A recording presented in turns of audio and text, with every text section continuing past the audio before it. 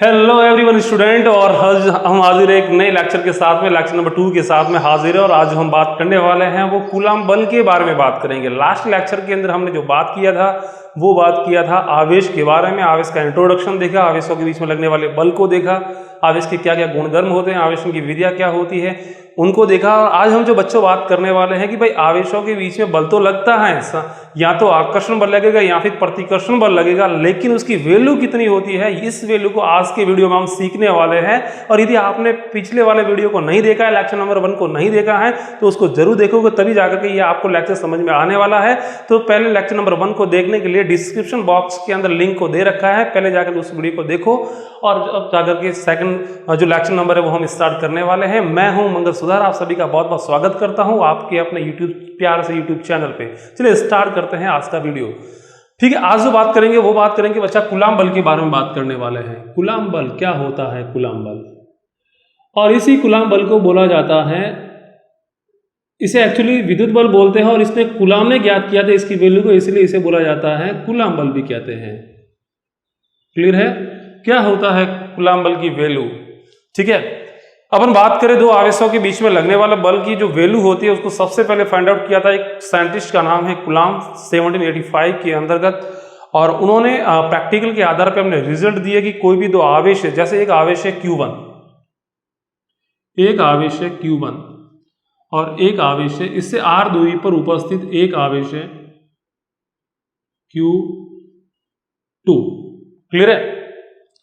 अब इनके बीच में लगने वाला जो बल होता है, उन्होंने ये देखा कि आवेश जितना बड़ा लेता हूं तो उनके बीच में लगने वाला जो बल होता है वो उतना ही ज्यादा निकल के आता है। यानी कि जो बल होता है वो आवेश पर डिपेंड करता है, आवेश जितना ज्यादा बल भी उतना ज्यादा निकल के आ रहा है, यानी कि आवेश के समानुपाती। कोई भी आवेश आप ले लेते हो तो यानी कि दोनों आवेशों के समानुपाती होता है। यानी कि मैं पहला पॉइंट लिखूंगा, आवेशों के मध्य लगने वाला बल, आवेशों के मध्य लगने वाला बल दोनों आवेशों के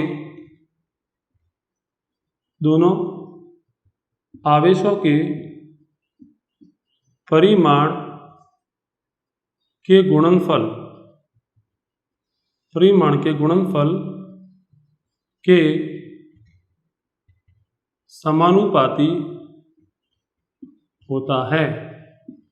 यानी कि यहां से मैं पॉइंट लिख सकता हूं F, यानी कि इन दोनों के बीच में लगने वाला बल F समानुपाती Q1। पहले का परिमाण Q1 है, दूसरे का परिमाण Q2 है, तो अपन लिखेंगे Q1 Q2। क्लियर है? Point number 1। उन्होंने डिस्टेंस को भी देखा कि डिस्टेंस यदि दोनों आवेशों के बीच में बढ़ाते जाते हैं तो बल वैल्यू घटती जाती है। यानी कि एक बात तो फिक्स थी यहां पर कि लगने वाला जो बल था बच्चा, वो बल था दूरी के व्युत्क्रमानुपाती था। अब दूरी के भी व्युत्क्रमानुपाती कैसे है कि भाई दूरी की पावर 1 पे डिपेंड करता है या 2 पे या 3 पे। तो उन्होंने देखा कि दूरी को यदि डबल करते हैं, जस्ट डबल किया गया, तो फोर्स होता है वो 4 गुना से कम हो गया। दूरी को मैंने 3 गुना किया तो फोर्स 9 गुना से कम हो गया। यानी कि दूरी का स्क्वायर टाइम से फोर्स कम हो रहा है, यानी कि दूरी की घात 2 पर भी डिपेंड करता है, यानी कम हो रहा है, यानी कि व्युत्क्रमानुपाती लिखेंगे। तो यहां पर लिखेंगे जो बल होता है दूरी के वर्ग के व्युत्क्रमानुपाती, दूरी के वर्ग के व्युत्क्रमानुपाती होता है। यानी कि F समानुपाती 1/r²। क्लियर है? ये दो पॉइंट आपके अच्छे से, इन दोनों इक्वेशन नंबर 1 डाल देते हैं और इक्वेशन नंबर 2 डाल देते हैं। इसको इक्वेशन 1 और इक्वेशन 2 को अपन साथ में लिख सकते हैं बच्चा। इक्वेशन 1 और इक्वेशन 2 को अपन साथ में लिखेंगे तो ऐसे लिखेंगे, F समानुपाती Q1 Q2/r²। क्लियर है? Q1 Q2/r²। तो यहां से समानुपाती को हटाएंगे तो एक कांस्टेंट निकल के आएगा K Q1 Q2/r²। और ये हमारे पास में विद्युत बल का फॉर्मूला निकल के आता है और इसी को बोला जाता है कूलम्ब बल। क्लियर है? ये जो K होता है वो एक समानुपाती नियतांक है। K क्या है? एक समानुपाती नियतांक, समानुपाती नियतांक which is depends on medium. समानुपाती नियतांक, ये जो K होता है वो एक समानुपाती नियतांक होता है जो डिपेंड करता है, किस पर डिपेंड करता है बच्चा? माध्यम पर डिपेंड करेगा कि ये जो दोनों आवेश है वो कौन से माध्यम में रखे गए हैं। अपन एक जनरल सा माध्यम लेकर के चलते हैं, वायु या निर्वात लेकर के चलते हैं और वायु या निर्वात की बात करते हैं तो इस के की जो वैल्यू होती है वो होती है 9 × 10⁻9 न्यूटन मीटर स्क्वायर अपॉन में कूलम स्क्वायर। यानी कि के की वैल्यू जो निर्वात या वायु के लिए होगी वो कितनी होगी, इतनी होगी 9 × 10⁹ न्यूटन मीटर स्क्वायर अपॉन में कूलम स्क्वायर।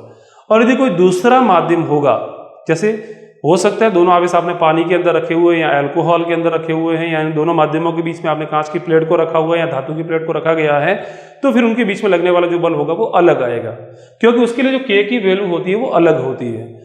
यानी कि सबसे ज्यादा जो के की वैल्यू आएगी वो किसके लिए आ जाएगी, वो आ जाएगी वायु या निर्वात के लिए आ जाएगी। और यदि आपने कोई दूसरा माध्यम लिया हुआ है तो उसकी जो के की वैल्यू होती है वो 9 × 10⁹ से कम होती है। यानी कि किसी दूसरे माध्यम यदि आप बल निकालोगे तो कूलम बल की वैल्यू हमेशा कम निकल के आएगी।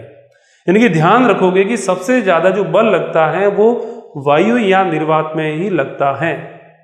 क्लियर है?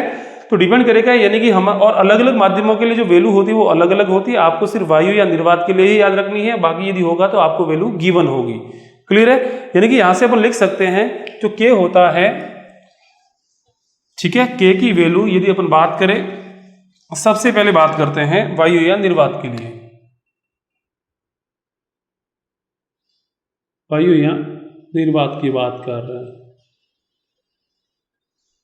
के की वैल्यू होती है 9 × 10⁹ होती है और ये निकल के आता है, कहाँ से आता है, एक फॉर्मूला होता है 1/4πε के की वैल्यू। के का जो फॉर्मूला, जनरल फॉर्मूला के का होता है 1/4πε होता है, लेकिन जब हम बात कर रहे हैं वायु या निर्वात की तो एप्सिलॉन की जगह लिख लेते हैं ε0।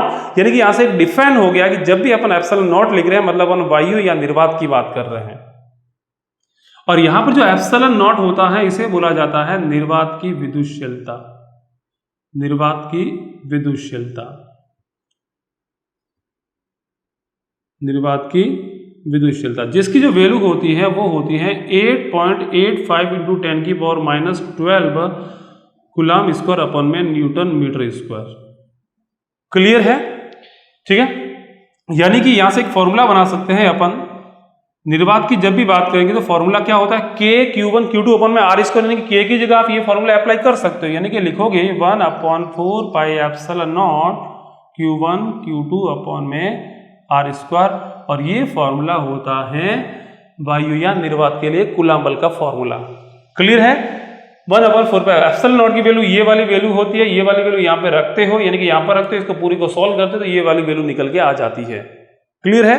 तो कि सर कोई माध्यम दूसरा दिया गया हो, अपन बात करेंगे दूसरे अन्य माध्यम की बात करेंगे। अन्य माध्यम यदि आपको दिया गया है तो आप क्या लिखोगे, तो के की जो वैल्यू लिखेंगे, के की जो जनरल वैल्यू होती है वो होती है 1/4πε। ये एप्सिलॉन यदि वायु है तो आप ε0 लिखोगे। यदि कोई दूसरा माध्यम जैसे वाटर है तो यहाँ पे लिखोगे ई वाटर करके लिख सकते हो, या फिर आपको ग्लास दिया हुआ तो ई ग्लास करके एप्सिलॉन ग्लास करके आप लिख सकते हो। ठीक है, डिपेंड करेगा माध्यम पे। यानी कि जनरल जो के का फॉर्मूला होता है वो होता है, ये वाला होता है, और यदि वायु या निर्वात दे रखे तो आप यहाँ पर ε0 लिख करके उसकी वैल्यू को आप इस तरीके से लिख सकते हो। लेकिन कोई दूसरा माध्यम दे रखा है तो वो माध्यम पे डिपेंड करेगा कि माध्यम कौन सा लिया गया है।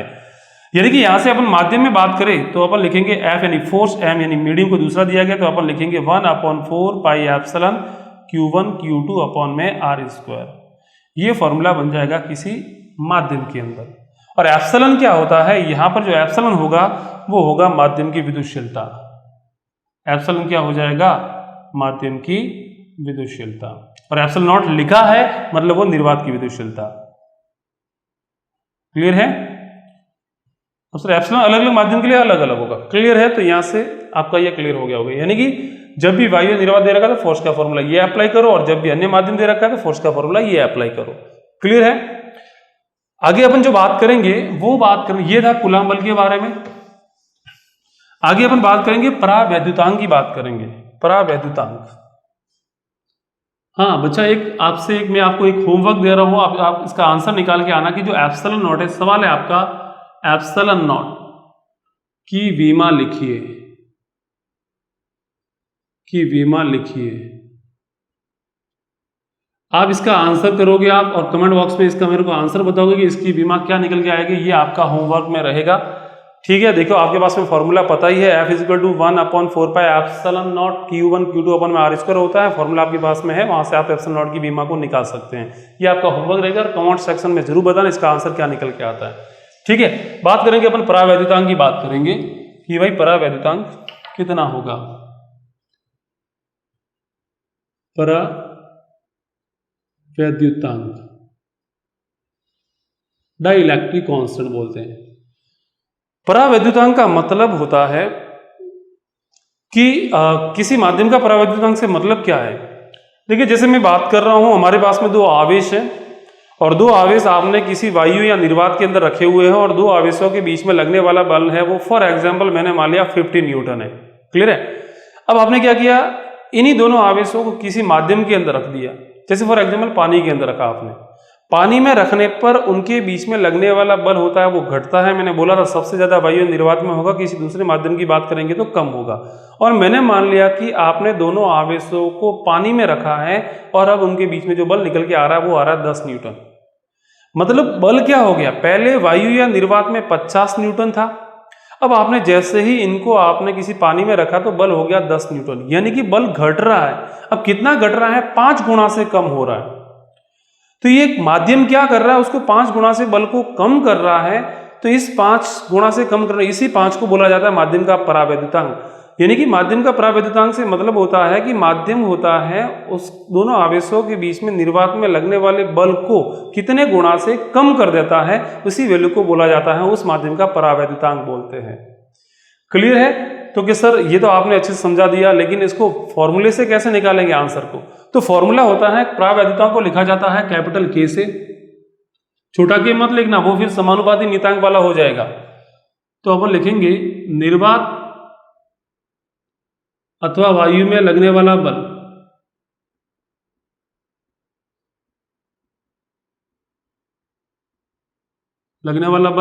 अपॉन में क्या आ जाएगा, माध्यम में, जिस भी माध्यम का परावैद्युतांक निकाल रहा है उस माध्यम की बात करेंगे। माध्यम में लगने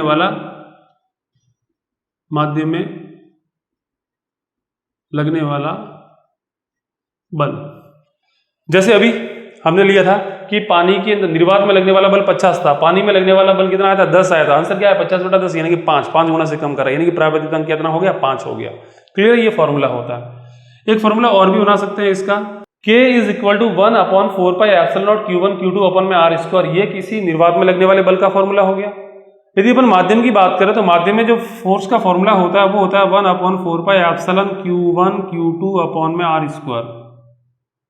अब यहाँ पे क्या हो जाएगा, ये इससे कैंसिल हो जाएगा, R स्क्वायर से R स्क्वायर कैंसिल हो जाएगा, 4 पाई से 4 पाई कैंसिल हो जाएगा। तो यहाँ से निकल के आएगा K इज इक्वल टू, वो आएगा, ये एप्सिलॉन ऊपर चला जाएगा, एप्सिलॉन अपन में एप्सिलॉन नॉट। ये भी एक फॉर्मूला निकल के आ जाएगा। यानी कि माध्यम का परावैद्युतांक निकालना है तो आप लिखोगे माध्यम की विद्युतशीलता अपॉन में निर्वात की विद्युतशीलता। क्लियर है। अब इसको पढ़ने का तरीका एक और भी, आप क्या कर रहे हो, माध्यम की विद्युतशीलता किसके सापेक्ष ज्ञात कर रहे हो, निर्वात के सापेक्ष ज्ञात कर रहे हो। तो इसी के को एक नाम दिया गया माध्यम की आपेक्षिक विद्युतशीलता। के को क्या बोलेंगे, माध्यम की आपेक्षिक विद्युतशीलता या सापेक्षिक विद्युतशीलता। किसके सापेक्ष निकाल रहे हैं, निर्वात के सापेक्ष, आपेक्षिक विद्युतशीलता, जिसे अपन लिखते हैं एप्सिलॉन R से भी लिखते हैं। क्लियर है। यानी कि यहां से आप लिख सकते हो K की जगह, जब आप K का फॉर्मूला ये वाला अप्लाई कर रहे हो, यानी कि F0 अपॉन में Fm याद कर रहे हो तो ठीक है। अब जब ये वाला फॉर्मूला भी लिख सकते हो K को, तो आपको पूछा जाएगा परावैद्युतांक या फिर माध्यम की आपेक्षिक विद्युतशीलता, दोनों का मतलब एक ही है, कंफ्यूज मत होना। क्लियर है। तो यहां से अपन लिखेंगे, वो लिखेंगे एप्सिलॉन R, इसे बोला जाता है एप्सिलॉन R, एक और नाम। यानी कि epsilon R is equal to epsilon upon में एप्सिलॉन नॉट। ये वाला फॉर्मूला भी आप अप्लाई कर सकते हैं। यानी कि यहां से आपके पास में फॉर्मूला निकल के आ जाएगा। यदि आपको माध्यम की विद्युतशीलता ज्ञात करनी है तो यहां से 2 फॉर्मूले निकल के आ जाएंगे। ये तो आप ऐसा लिख सकते हो या फिर आप ऐसा भी लिख सकते हो, epsilon is equal to epsilon R epsilon not. ये वाला फॉर्मूला भी आप अप्लाई कर सकते हैं। क्लियर है। तो यहां से किसी माध्यम में लगने वाले फोर्स का फॉर्मूला निकल के आ जाएगा। माध्यम में फोर्स का फॉर्मूला होता है 1/4 pi epsilon Q1 Q2 upon में आर स्क्वायर होता है। आप एप्सिलॉन की जगह जब भी किसी माध्यम की बात करेंगे तो आप एप्सिलॉन की जगह epsilon not into epsilon R लिख सकते हैं या फिर एप्सिलॉन नॉट इंटू के लिख सकते हैं। यानी कि यहाँ से फॉर्मूला बन जाएगा मीडियम के अंदर, वो बन जाएगा 1/4 pi epsilon not epsilon R Q1 Q2 upon में आर स्क्वायर। और this is formula very very important, आपको यही फॉर्मूला ध्यान में रखना है। क्या कि जब भी आपको निर्वात दिया हुआ है फॉर्मूला अप्लाई करोगे 1/4 पे epsilon not Q1 Q2 upon में आर स्क्वायर, बट जब आपको माध्यम दिया हुआ है तो फॉर्मूला आप ये अप्लाई करोगे। और यहाँ पर 1/4 पे एप्सिलॉन नॉट सेम है, Q1 Q2 are square same है, बस एक्स्ट्रा क्या आ जाएगा, एप्सिलॉन आर आ जाएगा। और एप्सिलॉन आर क्या है, उस माध्यम की आपेक्षिक विद्युतशीलता या फिर उस माध्यम का परावैद्युतांक। क्लियर है? आई होप आपको ये अच्छे से परावैद्युतांक समझ में आ गया होगा। आज चलो यहाँ तक तो ठीक है, हमने बात भी कर ली कि चलो ठीक है कि भाई दो आवेशों के बीच में लगने वाले बल की जो वैल्यू होती है वो इतनी होती है कि भाई K Q1 Q2 अपॉन में आर स्क्वायर होती है। लेकिन जो डायरेक्शन होगी दोनों आवेशों के बीच में लगने वाली, वो डायरेक्शन कैसे ज्ञात करते हैं? तो ये जो डायरेक्शन होती है दो आवेशों के बीच में लगने वाली डायरेक्शन को ज्ञात करते हैं अपन सदिश निरूपण की सहायता से। क्योंकि बल एक सदिश राशि है तो इसका सदिश निरूपण करना जरूरी है, इनकी डायरेक्शन को फाइंड आउट करना जरूरी है। तो अगला जो टॉपिक हम बच्चा जो पढ़ने वाले हैं वो पढ़ने वाले हैं आवेशों मतलब कूलाम बल का सदिश निरूपण। ठीक है, तो अगला जो टॉपिक पढ़ेंगे वो पढ़ेंगे आवेशों का सदिश निरूपण। चलिए इससे पहले एक न्यूमेरिकल करते हैं, आप इसका आंसर बताना। ठीक है, हाँ यहाँ पर एक इंपॉर्टेंट पॉइंट भी आप ध्यान में रखोगे, नोट करके आपको ध्यान में रखना है कि जब भी बात की जाए परावैद्युतांक की बात कर रहे हैं, आपको निर्वात पूछा जाए तो निर्वात का जो K होता है वो कितना होगा, निर्वात का K 1। यदि आपको पूछा जाए कि वायु का कितना होता है परावैद्युतांक तो वो लिखोगे 1.00053 भी हो सकता है, 54 भी हो सकता है किसी बुक के अंदर। ठीक है ना, यानी कि जो K की वैल्यू होती है दोनों के अप्रोक्सीमेटली इक्वल है, इसलिए हम बात करते हैं निर्वात की बात करें या वायु की बात करें, दोनों के लिए फॉर्मूला सेम लगेगा। क्लियर है? अब बात करते हैं तीसरा, और ये पॉइंट आपको ध्यान में रखना ही रखना है, क्या कि धातु का जो परावैद्युतांक होता है वो होता है इन्फिनिटी। ये आप पक्का याद रखोगे क्योंकि इसके बेस पे एक न्यूमेरिकल बनता है। चलिए इस न्यूमेरिकल को देखते हैं। जैसे मैंने आपसे एक सवाल दिया, आप इसका आंसर बताना। ठीक है, एक सवाल है आपके सामने, मैं सवाल को फेंक रहा हूं, आप कैच करना है ना, सवाल को फेंक रहा हूं, आप कैच करना। सवाल है आपके सामने, वो है कि दो आवेशों के बीच में यदि दो आवेश वो निर्वात के अंदर है और उन दोनों आवेशों के बीच में लगने वाला बल है वो 50 न्यूटन है।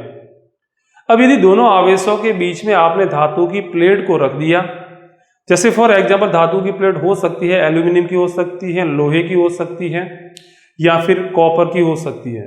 ठीक है, आपने ऐसी प्लेट को या सोने चांदी की हो सकती है, ऐसी प्लेट को रखा तो उन दोनों आवेशों के बीच में लगने वाला बल क्या होगा? तो लिखेंगे, सवाल है, फटाफट से लिखना जल्दी थोड़ा।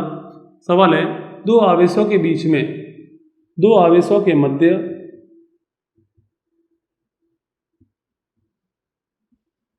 निर्वात में लगने वाला बल, निर्वात में लगने वाला बल 50 न्यूटन है यदि दोनों आवेशों के मध्य धातु की प्लेट रख दी जाए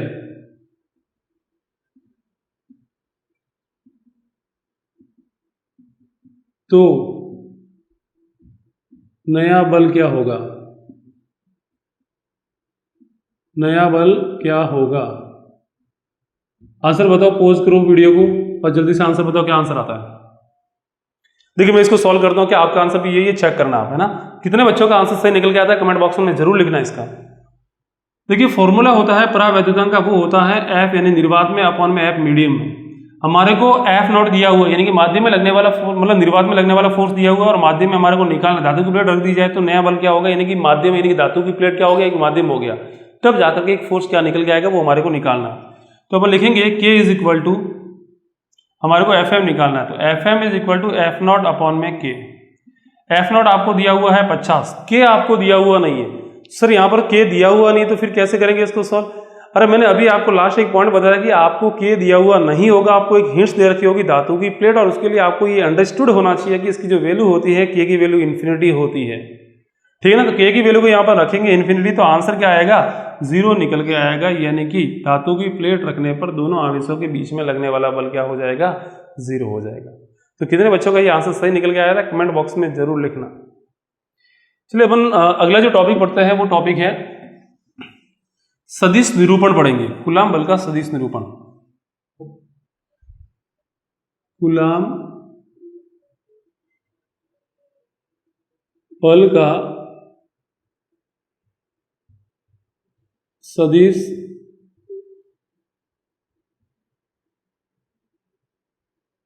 निरूपण।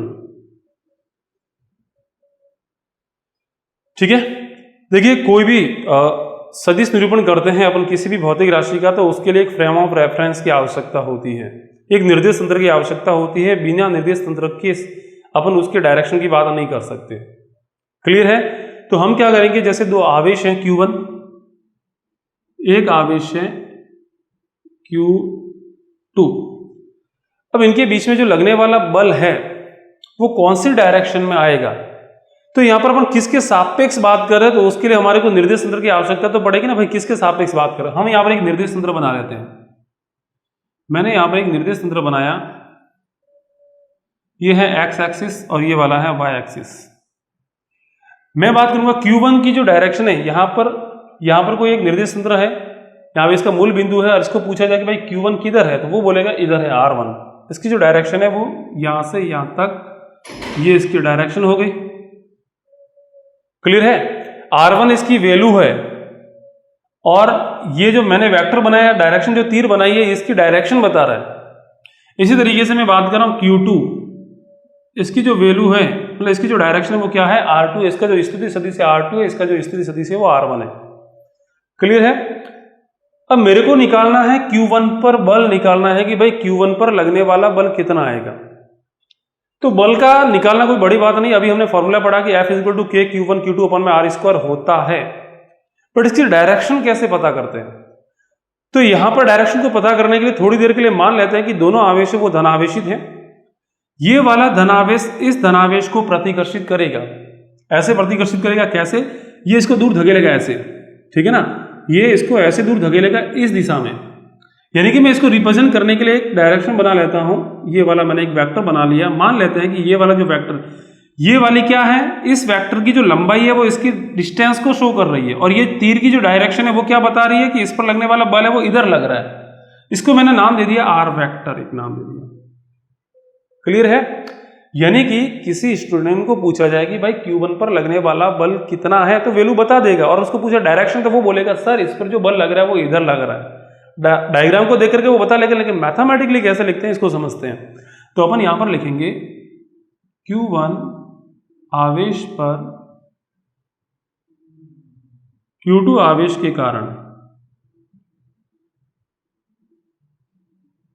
कारण लगने वाला बल।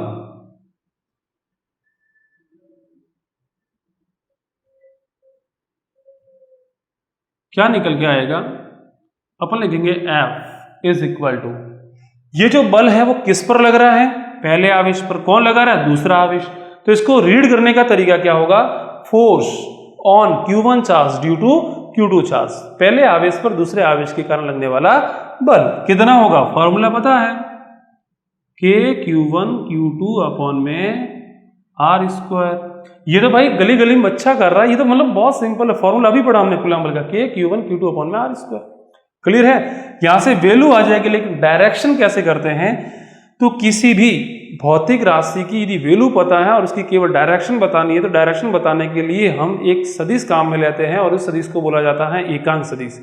एकांक सदिश की वैल्यू 1 होती है, उसका काम होता है केवल डायरेक्शन को बताना, यानी कि एकांक सदिश यहाँ पर डायरेक्शन को बताएगा। अब एकांक सदिश भी किसका लेंगे, हम R वेक्टर का लेंगे, क्योंकि ये जो डायरेक्शन है वो ये है, हमारे को इसका एकांक लेना है, तो अपन लिखेंगे R का एकांक, यानी कि यूनिट वेक्टर लेंगे। और यहां पर इसका परिमाण लेना है, तो अपन डिस्टेंस क्या होता है, किसी भी सदिश की लंबाई, किसी भी सदिश का परिमाण। ठीक है, तो यहां पर लिखेंगे R²। सॉरी, अपन क्या करेंगे, R वेक्टर का परिमाण लेना है, यानी कि डिस्टेंस लेनी है, उसका करना है स्क्वायर। क्लियर। इस तरीके से हमारे पास में एक आंसर निकल के आया है। और डायरेक्शन है तो यहाँ पे लिख देंगे एफ वेक्टर। ये होगी हमारे पास में इक्वेशन नंबर 1। ठीक है, अब यहां पर बात आती है कि सर ये आर कैप, इसको कोई और तरीके से भी लिख सकते हैं क्या? हाँ, इसको लिखा जा सकता है। देखिए आर की मैं वैल्यू निकालता हूं, देखिए यहां से ये इक्वेशन नंबर 1 आ जाएगी। और हम क्या करेंगे, 11th क्लास के अंदर एक टॉपिक पढ़ा हुआ है कि आपको यदि यहाँ पे ये जो आर वेक्टर है इसकी वैल्यू को यदि फाइंड आउट करना है, आर वेक्टर की आपको वैल्यू को निकालना है, तो इसके लिए हमने पढ़ा हुआ है त्रिभुजों का सदिशों का निरूपण के लिए एक त्रिभुज नियम पढ़ा हुआ है।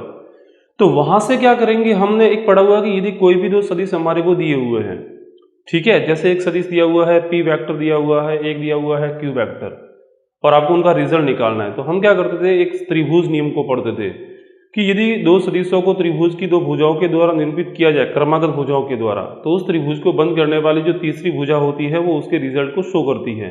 और रिजल्ट को हम आर से लिखते, तो आर की जो वैल्यू आती थी वो वेक्टर सम के इक्वल आती थी, R vector is equal to P vector plus Q vector. तो बस वही फंडा यहाँ पर भी काम में लेने वाले हैं। देखिए हमारे को दिया हुआ है एक ये है R2 वेक्टर, R2 वेक्टर, और ये दिया हुआ है हमारे को R1 वेक्टर, और ये है हमारे पास में R वेक्टर।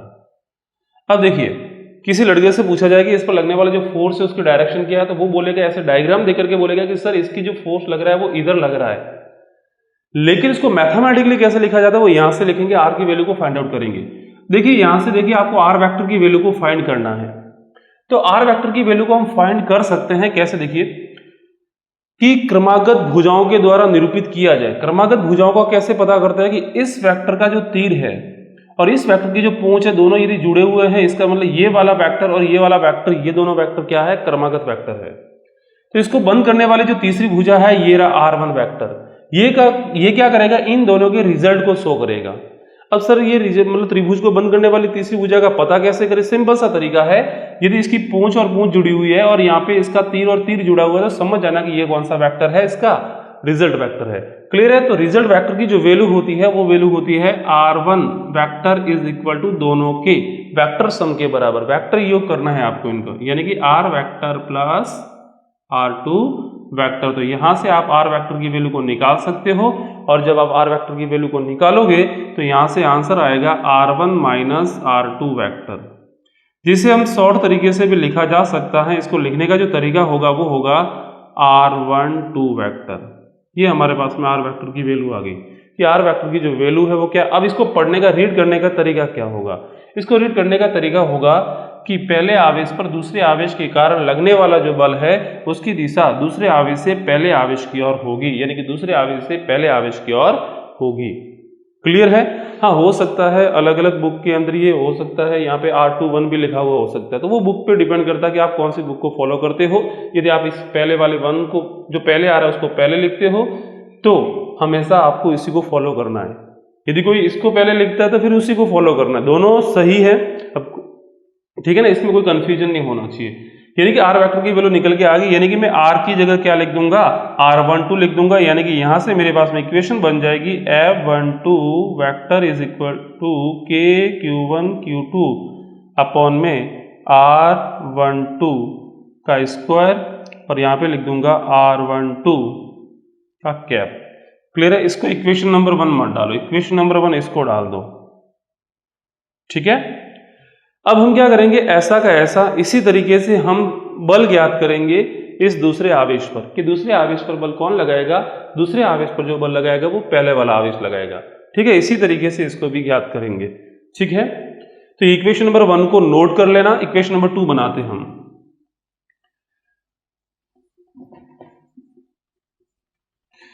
देखिए अब मेरे को पूछा जाए कि दूसरा जो आवेश है इस पर कौन बल लगाएगा, पहले वाला आवेश। कैसे बल लगाएगा, वो लगाएगा इस डायरेक्शन में, यानी कि इसको ये दूर धकेलेगा। ये Q1 आवेश क्या करेगा, इसको रिपेल करेगा, प्रतिकर्षित करेगा। दोनों धन आवेश लिए थे हमने स्टार्टिंग के अंदर, ऐसे करेगा भाई तू मेरे से दूर जा, इसको पसंद ही नहीं है, ठीक है ना, पास में रहना, तो इसको इस तरीके से दूर धकेलेगा, ऐसे।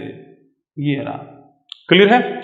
तो यहां से हम लिखेंगे, इसको भी मैंने नाम दे दिया थोड़ी देर के लिए आर वेक्टर, क्योंकि मुझे पता नहीं कि ये कौन सा वेक्टर, नाम दे देते हैं आर वेक्टर। तो यहां से अपन लिखेंगे Q2 आवेश पर, Q2 आवेश पर Q1 आवेश के कारण Q1 आवेश के कारण लगने वाला बल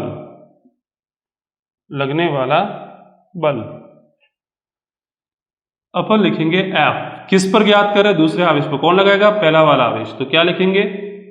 K, ये चार्ज कितना है पहले इसकी वैल्यू लिख दो, K Q1 Q2 अपॉन में R वेक्टर का स्क्वायर। ठीक है, क्योंकि यहाँ पर हमारे को डिस्टेंस लेनी पड़ती है, इसलिए हम क्या करेंगे? वेक्टर का मैग्नीट्यूड लेंगे, परिमाण लेंगे। क्लियर है? और यहाँ पे लिख देंगे, इससे केवल क्या आएगा? परिमाण आएगा। हमारे को डायरेक्शन भी लिखनी है, तो डायरेक्शन निकालने के लिए हम क्या करते हैं? इसका एकांक सदिश काम में लेते हैं, तो हम लिख देंगे R कैप लिख देंगे। अब हमारे को पता नहीं कि जैसे वहां पर भी हमने R की वैल्यू को निकाला था, R12 निकल के आया था, ऐसा कैसे यहाँ पर भी R की वैल्यू को निकालेंगे। देखते हैं क्या आंसर निकल के आता है। देखिए बच्चे, तो क्या करेंगे हम यहाँ पर R की वैल्यू को निकालते हैं, वही त्रिभुज नियम काम में लेंगे सदिशों के योग के लिए। तो यहाँ पर ये वाला है हमारे पास में R2 वेक्टर, और ये वाला हमारे पास में है R1 वेक्टर, और ये है हमारे पास में R वेक्टर। तो वही तरीका, यहाँ पे दोनों की बचीड़ हो रही है, दोनों तीर आपस में जुड़े हुए हैं और दोनों पूंछ जुड़ी हुई है, मतलब ये क्या है? इसका रिजल्ट है। और रिजल्ट की वैल्यू कैसे लिखते हैं अपन? R2 vector is equal to दोनों के योग के बराबर, यानी कि लिखेंगे R1 वेक्टर R वेक्टर। तो यहाँ से R वेक्टर निकल के आ जाएगा, वो आएगा R2 vector minus R1 vector, जिसे अपन लिख सकते हैं R21 वेक्टर। क्लियर है? यहाँ से R वेक्टर की जो वैल्यू निकल के आई वो क्या आएगी? R21 वेक्टर निकल के आ चुकी है, वो वैल्यू यहाँ पर अपन लिख देते हैं। यहाँ पे इसकी वैल्यू को लिखेंगे तो हमारे पास में आएगा F21 vector is equal to K Q1 Q2 upon में R वेक्टर का स्क्वायर R21। R की जगह हमारे को लिखना है R21, ठीक है, क्योंकि R की वैल्यू को हमने फाइंड आउट कर लिया, क्या आया? R21 आ गया। ठीक है, अब हम क्या करेंगे? इसी को आगे लिखा जा सकता है, यदि मेरे को इसकी डायरेक्शन चेंज करनी है, इसकी डायरेक्शन ये R21 है, यदि मैं R12 लिखता हूं, R21 का मतलब क्या हुआ कि पहले आवेश से दूसरे आवेश की ओर दिशा, पहले आवेश से दूसरे आवेश की ओर दिशा। और R12 का मतलब क्या होता है? दूसरे से पहले की ओर दिशा। यदि मैं इसको उल्टा लिखता हूं तो आगे मेरे को माइनस करना पड़ेगा, क्योंकि डायरेक्शन है वो उल्टी हो जाएगी। यानी कि मैं R21 की जगह R12 लिख सकता हूं, लेकिन आगे मेरे को माइनस लगाना पड़ेगा। तो मैं क्या करूंगा? यहां पर ये जो दिया हुआ है इसकी जगह मैं लिख लेता हूं R12, तो आगे मेरे को माइनस लगाना पड़ेगा। तो यहां से इक्वेशन आएगी K Q1 Q2 अपॉन में R, यहाँ पे लिख देंगे R21 की जगह R12 का होल स्क्वायर, यहाँ पे भी लिख देंगे R12। ये इक्वेशन नंबर 2 आ जाएगी हमारे पास में। देखिए इक्वेशन नंबर 2 हमारे पास में आ चुकी है। क्या है equation? Minus K Q1 Q2 upon में, माइनस क्यों आया है? क्योंकि आपने ये डायरेक्शन को उल्टा कर दिया है, 1-2 कर दिया है। तो कोई बोलेगा सर यहाँ पर भी तो किया है, लेकिन यहाँ पर क्या फर्क पड़ता है? डिस्टेंस होती है, वो डिस्टेंस की कोई डायरेक्शन नहीं होती है। यानी कि आप इसको प्लस लिखो माइनस लिखो कोई फर्क नहीं पड़ेगा। और वैसे भी बच्चा आप समझ सकते हैं कि यहाँ पर स्क्वायर हो रहा है तो वो नेगेटिव का वैसे भी पॉजिटिव कर देगा। तो यहाँ पर हमारे पास में एक इक्वेशन नंबर 1 पहले निकल चुकी है, इक्वेशन नंबर 2 ये वाले आगे, इसको नोट डाउन कर लो। और हम इक्वेशन 1 और 2 को ध्यान से देखते हैं तो एक चीज आपने ऑब्जर्व करी होगी यहाँ पे कि वहां पर ये वाली जो वैल्यू है इक्वेशन नंबर 1 में भी आ रही थी और इक्वेशन नंबर 2 में भी आ रही है। बस फर्क ये है कि उसके आगे प्लस था और इसके आगे माइनस है। यानी कि यहां से हम लिख सकते हैं, यहां से हम लिखेंगे इक्वेशन 1 व इक्वेशन 2 से, तो लिखेंगे समीकरण 1 व 2 से, समीकरण 1 व 2 से, समीकरण 1 व 2 से क्या लिखेंगे कि F12 और F21 दोनों की वैल्यू इक्वल है, बट ये प्लस में है और ये वाला माइनस में है। ये एक इंपॉर्टेंट रिजल्ट निकल के आया हमारे पास में। यानी कि यहां से हम कह सकते हैं कि पहले आवेश के कारण दूसरे आवेश पर लगने वाले बल का परिमाण तथा दूसरे आवेश के कारण पहले आवेश पर लगने वाले बल का परिमाण, परिमाण का मतलब दोनों की वैल्यू, परिमाण क्या है? बराबर है। लेकिन क्या, लेकिन डायरेक्शन जो आएगी वो उल्टी आएगी, क्योंकि इसका प्लस आ रहा है तो इसके आगे माइनस आ रहा है। यानी कि दोनों आवेशों के कारण एक दूसरे पर लगने वाले बल परिमाण में समान होते हैं, लेकिन उनकी दिशा होती है वो विपरीत होती है। और आपने एक नियम पढ़ा हुआ है 11वीं क्लास के अंदर, न्यूटन्स लॉ ऑफ मोशन के अंदर आपने तीसरा नियम पढ़ा होगा, क्रिया प्रतिक्रिया का नियम। एक्शन रिएक्शन का नियम पढ़ा होगा आपने, और उसके अंदर एक चीज हमने देखी थी कि पहले दो वस्तुएं हैं, एक वस्तु के कारण दूसरे वस्तु पर लगने वाला बल और दूसरी वस्तु के कारण पहले वस्तु पर लगने वाला बल, ये दोनों बल बराबर होते हैं लेकिन दिशा में विपरीत होते हैं। सेम फंडा यहां पर भी निकल के आ रहा है, सेम फंडा है वो यहां पर भी निकल के आ रहा है। तो हम क्या करेंगे, यहां पर ऐसा लिखेंगे कि यह न्यूटन की गति के तीसरे नियम का पालन करता है। तो अपन लिख सकते हैं कूलाम बल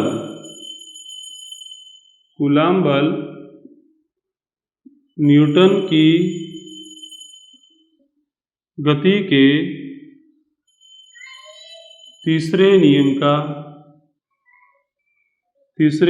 का पालन करता है। ठीक है, ये इंपॉर्टेंट रिजल्ट है। क्लियर है? तो ये था कूलाम बल का सदिश निरूपण। अब अपन देखेंगे कि इसके सम इंपॉर्टेंट फैक्ट आपको इसके अंदर ध्यान रखना है कि कूलाम बल क्या है। एक संरक्षी बल है, पहला पॉइंट। कूलाम बल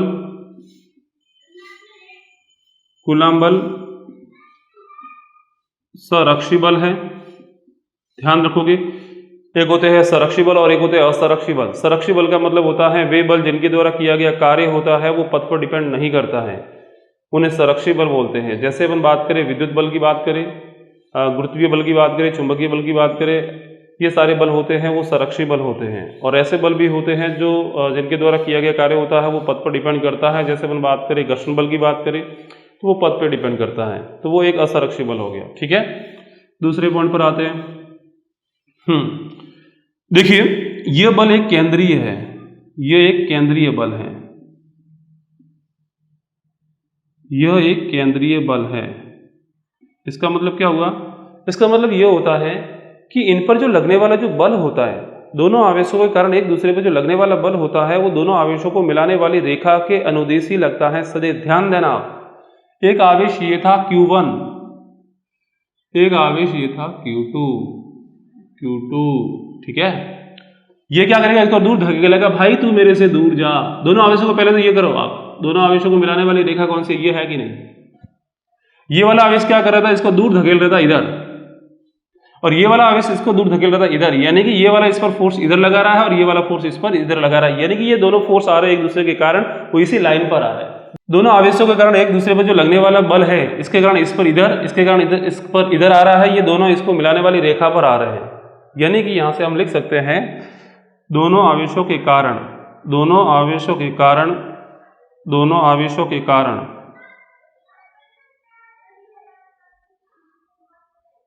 एक दूसरे पर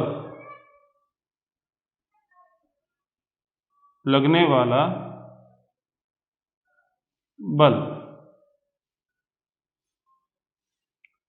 दोनों आवेशों के कारण एक दूसरे पर लगने वाला बल दोनों आवेशों को मिलाने वाली रेखा के अनुदिश लगता है। दोनों आवेशों को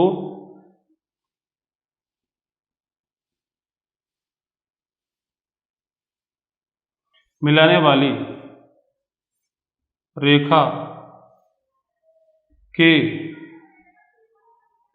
अनुदिश लगता है। क्लियर है? ये पॉइंट आप ध्यान में रखोगे। किसी को यदि मेरी स्पीड धीमी लगती है तो वो स्पीड को 2 गुना करके भी इस वीडियो को देख सकता है ना, उससे उसका टाइम है वो बच जाएगा। क्लियर है? तो ये था हमारे पास में कुछ एक लिमिटेशन भी है कि कूलाम बल जो होगा वो केवल और केवल बिंदु आवेश के लिए लगेगा। यानी कि यदि आवेश हैं वो छोटे हैं तो उनके लिए ही कूलाम बल लगता है। बड़े आवेशों के लिए, यदि जैसे कोई वस्तु है बहुत बड़ी उसकी साइज है और उस पर आवेश है, तो बड़े आवेशों के लिए ये वाला फोर्स काम नहीं करता, ये वाला फॉर्मूला काम में नहीं करता है। हाँ, एक तीसरा पॉइंट और भी लिख सकते हैं अपन यहाँ पर, यह व्युत्क्रम वर्ग नियम का पालन करता है। यह व्युत्क्रम वर्ग नियम का पालन करता है। ठीक है, तो बच्चों ये था हमारा लेक्चर नंबर 2, जो कि हमने पढ़ा था कूलाम बल के बारे में पढ़ा, कूलाम बल का जो सदिश निरूपण है उसके बारे में पढ़ा। और अगला जो हम टॉपिक पढ़ने वाले हैं बच्चा, वो टॉपिक हम पढ़ेंगे, वेरी इंपॉर्टेंट टॉपिक है, और उसके बेस पे जो न्यूमेरिकल्स बनते हैं उस न्यूमेरिकल को हम देखने वाले हैं। उसके लिए वो है कूलम्ब बल के लिए अध्यारोपण का सिद्धांत पढ़ने वाले हैं, क्योंकि मोस्टली जो प्रॉब्लम है उस चीज़ से हमारी सॉल्व होने वाली है। आज के लिए बच्चा इतना ही।